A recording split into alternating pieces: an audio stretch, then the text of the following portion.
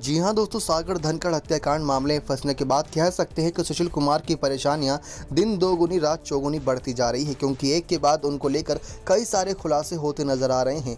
जहां पर सुशील कुमार पर अभी तक ये सारे आरोप लग रहे थे कि उन्होंने 4-5 मई की रात को सागर की जान जानबूझकर ली थी, किसी बदले की भावना के चलते। लेकिन ऐसे में दोस्तों, जैसे जैसे इन सब विवादों में फंसते चले गए, वैसे वैसे उनकी और पोल खुलती चली गई। तो वहाँ पर दोस्तों कह सकते हैं कि इस बहती गंगा में उस राशन वाले ने भी अपना हाथ धो लिया, जिसने कई सालों पुराना अपना बदला चुकाने के लिए अब मौका सही समझा और सुशील कुमार के खिलाफ एक बड़ा बयान दर्ज कराया था, जिसकी वजह से काफ़ी बवाल मचा था। दोस्तों, आप में से कई लोग जानते होंगे ये बयान क्या था, लेकिन आप सभी को फिर भी बता देते हैं दोस्तों क्या थी पूरी जानकारी। दरअसल दोस्तों, इन सब के मामले में फंसने के बाद, गिरफ्तारी के बाद जो लोग सामने आए जिन्होंने सुशील कुमार ने उनके साथ बुरा कर रखा था, तो सुशील ने एक के साथ मारपीट और अत्याचार किया था। ये बात है मॉडल टाउन 2 में आटा चक्की चलाने वाले सतीश गोयल की। जी हाँ दोस्तों, उनका कहना है कि उनकी दुकान से छत्रसाल स्टेडियम में पिछले 18-19 साल से पहलवानों के लिए राशन और आटा जाता रहा।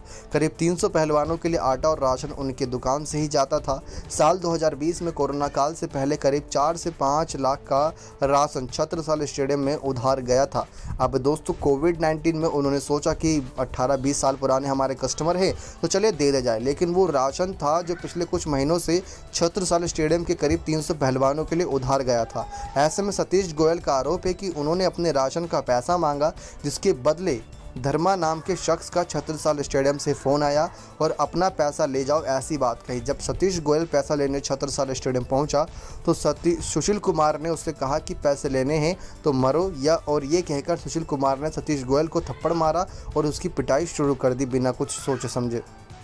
अब सतीश गोयल का कहना है कि सुशील पहलवान के साथ उसके गुर्गे ने उसकी बहुत पिटाई की, जिसके बाद वह सदमे में रहा और ये वारदात जून-जुलाई 2020 की है। इसके बाद सितंबर 2020 में सतीश गोयल ने मॉडल टाउन थाने में इस पूरे मामले की शिकायत दी, लेकिन उसकी कोई सुनवाई नहीं हुई। हालांकि सतीश गोयल का कहना है कि अब सुशील कुमार की गिरफ्तारी के बाद पुलिस वालों ने उससे संपर्क किया और उसकी सितंबर 2020 में दी गई शिकायत पर कार्रवाई करनी शुरू कर दी।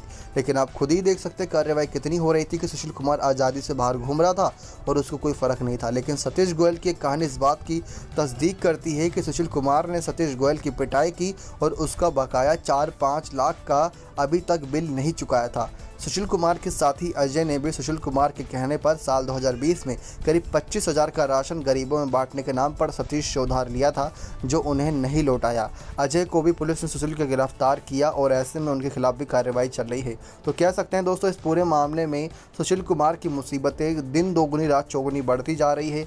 अब जितने दिन वो जेल के अंदर रहेंगे उतनी तेज़ी से उनकी और मुसीबतें बढ़ती जाएंगी। अब कई लोगों को हिम्मत मिल रही है कि पहलवान सुशील कुमार जेल की सलाखों के पीछे है, तो चलो की पोल खोल दी जाए। ऐसे में दोस्तों, क्या आपकी नज़रों में भी सुशील कुमार कोई अपराधी है या एक गुनहगार है, जिसकी वजह से एक ऐसी घटना घट गई जो वो उसको मकसद यानी कि अंजाम नहीं देना चाहता था? तो आप कमेंट करके ज़रूर बताइएगा। नेक्स्ट 9 स्पोर्ट्स की रिपोर्ट।